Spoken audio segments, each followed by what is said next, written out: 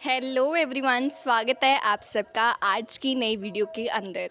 आज मैं उन सारे क्वेश्चंस को कवर करने वाली हूँ जो ज़्यादातर बच्चों के माइंड में हैं, जो कि दिल्ली यूनिवर्सिटी के अंदर अपना एडमिशन इसी साल सिक्योर कराना चाहते हैं। So frequently asked question of due aspirants. ठीक है, कौन से क्वेश्चंस हैं जो ड्यू एस्पिरेंट्स के दिमाग में इस टाइम पे चल रहे हैं, एज प्रेफरेंसेस आप भर रहे होंगे अपनी, तो कुछ क्वेश्चंस आपके माइंड के अंदर, राइट। सो देखते हैं सबसे पहला क्वेश्चन क्या है। सबसे पहला क्वेश्चन है not able to freeze the preference list.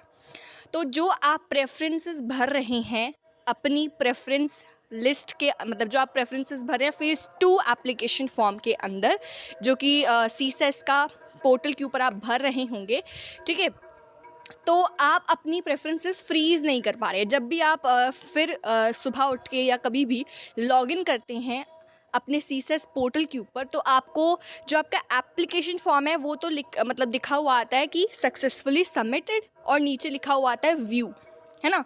वहाँ पे ऐसा नहीं आता कि यू कैन एडिट और you can again fill the form start वगैरह, कुछ नहीं लिखा आता। बट साइड पे जब आप फेज़ 2 का कॉलम देखते हो तो वहाँ पे लिखा आता है स्टार्ट, चाहे आपने अपनी जो प्रेफरेंसेस है वो पहले भर दी हैं। तो देखो, जो दिल्ली यूनिवर्सिटी है उसने आपको बहुत लंबा टाइम दिया है, दैट इज़ 10 अक्टूबर। और dean of admission हनीत Gandhi ji, उन्होंने ये मेंशन किया है कि जब तक 10 अक्टूबर नहीं होता है तब तक आपकी प्रेफरेंसेस फ्रीज़ नहीं होने वाली हैं। इसका मतलब ये है कि अगर आप अपनी प्रेफरेंसेस को सबमिट भी कर देते हैं या फिर सेव कर लेते हैं और सबमिट भी कर देते हैं, तो फिर भी आप अपनी प्रेफरेंसेस को चेंज कर सकते हैं। लाइक ये जब आप अपने एप्लीकेशन फॉर्म भरा था, राइट, और आपने सबमिट कर दिया था, उसके बाद अब आप उसको एडिट नहीं कर सकते हैं, लेकिन प्रेफरेंसेस को आप एडिट कर सकते हैं। देखिए, इसका एक रीज़न ये हो सकता है कि शायद पहले बच्चा जो है, like this is first time, है ना, तो शायद पहले बच्चे को इतना नहीं पता था कि किस तरह से अपनी प्रेफरेंसेस को भरना है, क्या करना है या नहीं, और अब वो थोड़ा सा नॉलेज गेन कर रहा है उस बारे में। सो कहीं भी किसी पॉइंट पे उस बच्चे को ऐसा लगता है कि नहीं नहीं मैंने गलत भर दिया था या मैं क्या करूँ, तो ऐसी सिचुएशन आपको 10 अक्टूबर तक फेस नहीं होने वाली है। ठीक है, अगर आपको 10 अक्टूबर से पहले कोई कन्फ्यूज़न हो जाती है या ऐसा लगता है कि नहीं मेरे जो पहले प्रेफरेंसेस भरी थी वो गलत हैं, अब मुझे चेंज करना है, तो आप कर सकते हैं, चाहे आपने सबमिट भी कर दी हुई हैं, but then also you can change your preferences. और ये एक बहुत ही अच्छा काम किया है दिल्ली यूनिवर्सिटी ने, क्योंकि ये अभी फर्स्ट टाइम है सबके लिए। सो सबको कन्फ्यूजन होगा, पहली बार आप हड़बड़ी में या फिर नर्वसनेस में भर सकते हैं चीज़ें। सो इसलिए आपको अभी बहुत टाइम दिया गया, एम्पल टाइम दिया गया, आप उसके अंदर अपनी प्रेफरेंसेस को भरिए। आपने जो पहले प्रेफरेंसेस भर दी हैं वो भी सेव्ड हो रही हैं साथ ही साथ, ठीक है। और अगर आप कोई चेंजेस करते हैं तो चेंजेस करने के बाद प्लीज़ सेव चेंजेस पे ज़रूर क्लिक करिएगा, ठीक है। जब आप सेव चेंजेस पे क्लिक कर देंगे तो जो भी चेंजेस आप करेंगे वो ऑटोमेटिकली सेव हो जाएंगे, राइट। ओके, नेक्स्ट जो क्वेश्चन पूछा जा रहा है वो ये है, what to do after first merit list.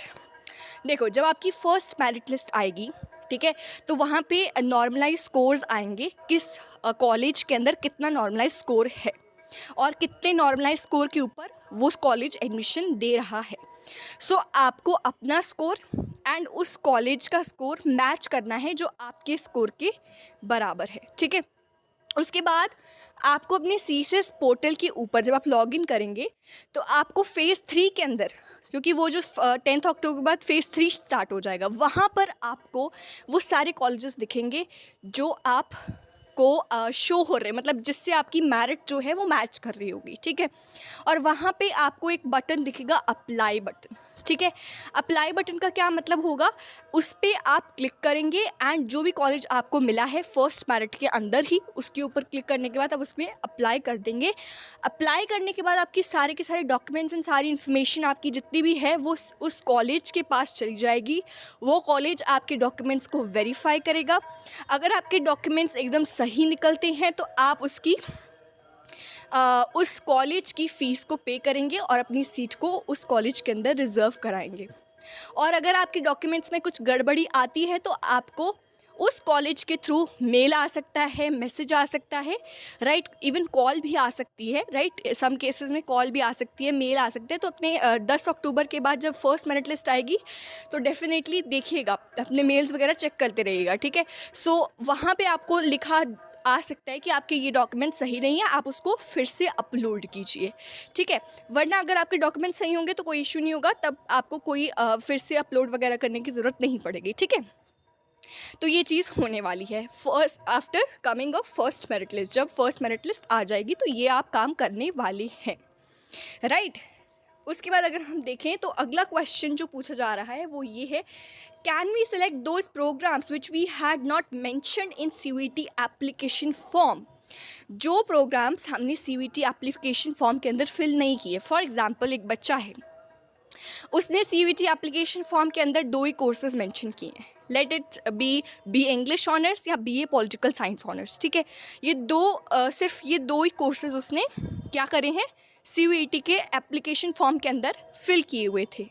लेकिन ऐसा बिल्कुल नहीं है कि अब आप CSES पोर्टल के ऊपर भी सिर्फ यही 2 कोर्सेज़ को ही फिल करेंगे और इसी की प्रेफरेंस लिस्ट बनाएंगे, ऐसा बिल्कुल नहीं है। आप जिन भी कोर्सेज़ के लिए एलिजिबल होंगे उन सब के लिए आप क्या कर सकते हैं, प्रेफरेंसेस डाल सकते हैं, ठीक है। आपको जब प्रेफरेंसेस डालने से पहले आपको एक पेज दिखेगा जिसमें कि आपको वो सारे कोर्सेज दिखेंगे जिसके लिए आप एलिजिबल हैं, उसके नॉर्मलाइज मार्क्स कितने बन रहे हैं वो भी आपको दिखेंगे कि इस कोर्स के लिए आप एलिजिबल हैं, इस कोर्स के लिए आपके कितने नॉर्मलाइज मार्क्स बने, ये सब कुछ आपको दिखेगा प्रेफरेंसेस भरने से पहले। सो आप उस पेज को ध्यान से देखिएगा कि उनमें से कौन से कोर्सेज हैं जो आपका मन है करने के लिए, राइट। तो आप उनको चूज़ करिएगा। ऐसा नहीं कि आपको सारे के सारे बहुत सारे कॉम्बिनेशंस आपके पास होंगे, ठीक है। आपके पास 1000 तक कॉम्बिनेशन हो सकते हैं, 2000 तक कॉम्बिनेशन हो सकते हैं, राइट। तो ऐसा नहीं कि सारे के सारे कर लेने। जिन कोर्सेज़ के लिए या जिन प्रोग्राम्स के लिए आप जाना चाहते हैं कि कोई बात नहीं, अगर ये नहीं मिलेगा तो ये मैं कर लूँगा या कर लूँगी, ठीक है।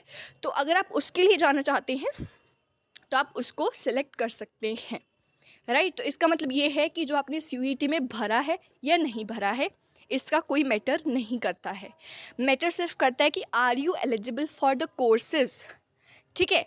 अगर आप अ पर्सन नॉन मेडिकल का जो पर्सन है विच इज़ हैविंग PCM, तो वो आर्ट्स के कोर्सेज़ को भर सकता है, BA पॉलिटिकल साइंस भर सकता है, BA हिस्ट्री भर सकता है, BA ज्योग्राफी भर सकता है, इवन BCom भर सकता है, BMS भर सकता है, BBA FIA भर सकता है, BBE भर सकता है, राइट।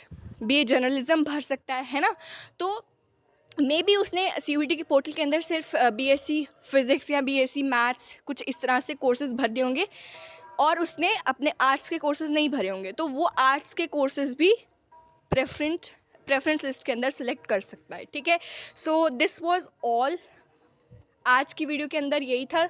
और अगर आपको इसके अलावा कोई और इशू है मार्क्स के अलावा, राइट, कि कितने मार्क्स के ऊपर कितना मुझे एडमिशन मिलेगा या नहीं, उसके अलावा अगर आपको कोई और इशू है तो उसको कमेंट कर सकते हैं आप। So everyone, thank you for watching this video. इस चैनल को सब्सक्राइब करेगा, इसी तरह से आपको सारी आगे की प्रोसेस की इन्फॉर्मेशन मिलती रहेगी इसी चैनल के ऊपर। और इस वीडियो को लाइक करिएगा अगर आपको थोड़ा सा भी ज्ञान मिला हो या कुछ भी इन्फॉर्मेटिव लगा हो इस वीडियो के अंदर, तो इसको ज़रूर लाइक करेगा। Thank you everyone for watching this video. मिलते हैं अगली वीडियो के अंदर।